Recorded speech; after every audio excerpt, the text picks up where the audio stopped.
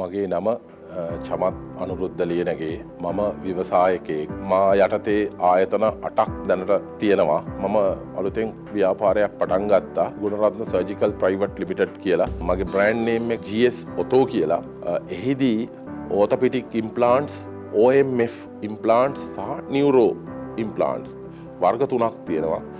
මිනිස් ශරීරයට අස්ථි කොටස් ගෙවුනහම ඒවා බද්ධ කරන ඒවට ස්ටේන්ලස් ස්ටීල් ටයිටේනියම් අමුද්‍රව්‍ය තමයි පාවිච්චි කරන්නේ. ඊය වසරේ කර්මාන්ත අමාත්‍යාංශය විසින් BMICH එකේ එක්සිබිෂන් එකක් තියෙනවා. මම ඒකෙදිත් හැම වසරේම මගේ නිෂ්පාදන මම පෙන්නලා ස්ටෝල් එකක් දානවා. ලංකාවේ orthopedic implants මේ හදන්න පුළුවන් කියලා මං ස්ටෝල් එකේ පැත්තක මම දැම්මා.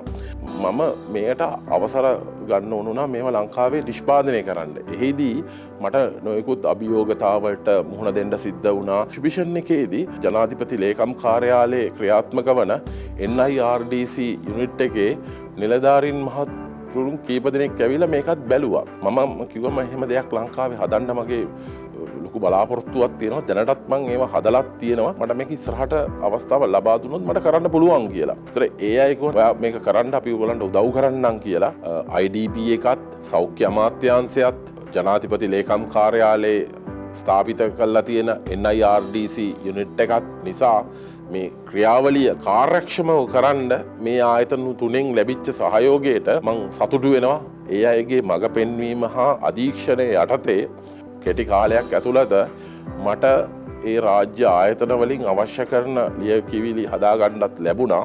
ඒකම මට හදන භාණ්ඩවල ගුණාත්මක අගය ගැන මට හොඳට හිතලා ඒක මට ඉම්ප්‍රූව් කරලා ඒක සමාජගත කරන්නත් පුළුවන් වුණා.